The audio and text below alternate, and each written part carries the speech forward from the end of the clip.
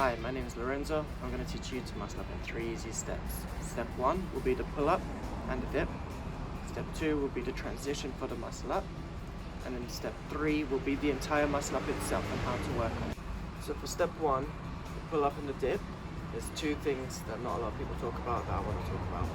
So first thing is, for the pull-up, a lot of people tend to have their wrist underneath them, where you've got to then get your wrist all the way on top to do your muscle up eventually. So make your life easier and just start with your wrist in more of a neutral position rather than dead underneath. So we're going to be doing our pull-ups like this. Second thing is we're going to get the bar to our chest as much as we can.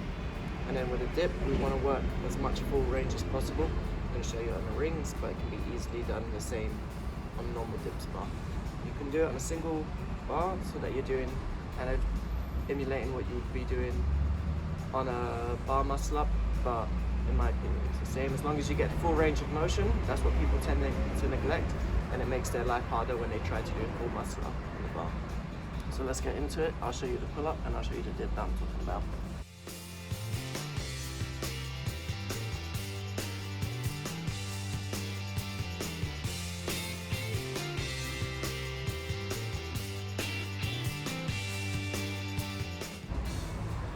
So step 2 is a transition. So for the transition, I'm going to show you on both the ring and the bar. I prefer doing it on the rings just simply because for me the difference between the rings and the bar is that the rings require more technique and less strength. The bar requires more strength and less technique. Because the bar is not moving, you then have to kind of fight against it in a sense, and you kind of limited to how much technique you can use. Where the rings, you can move them so you can actually rely a bit more on technique.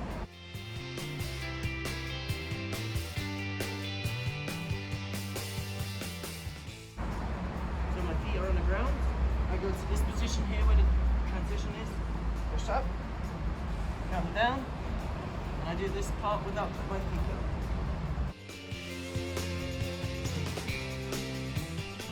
So this is step 2, but on the bar instead of the rings.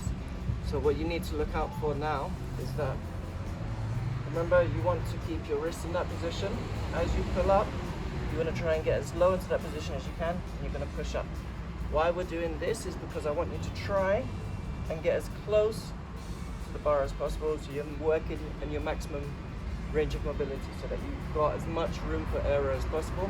You'll see a lot of people, they don't go any lower than this on the dip, and that's why we were trying to do our dips as low as possible. So now we're going to go as close to the bar as we can. We're going to push up and then we're going to lower back down, doing a negative, coming down into that position, and then we can put our feet on the ground. Notice how I'm holding my wrist like this. Yeah, so we want to try and do that the whole way. So we're here, feet on the floor, go up, transition, push up, and then we do negative down, hold that position, wrist still there, and feet down.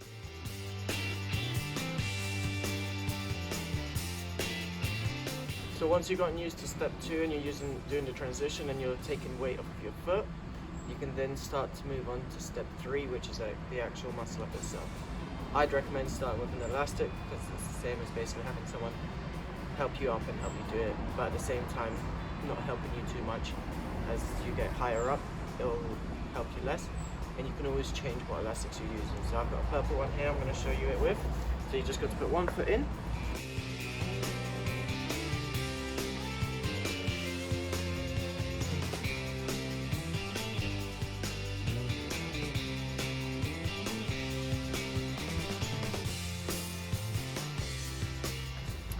So just last few words, if you're close to your muscle up and you're watching this and you're wondering why you can't get it, I would say majority of the time it's transition.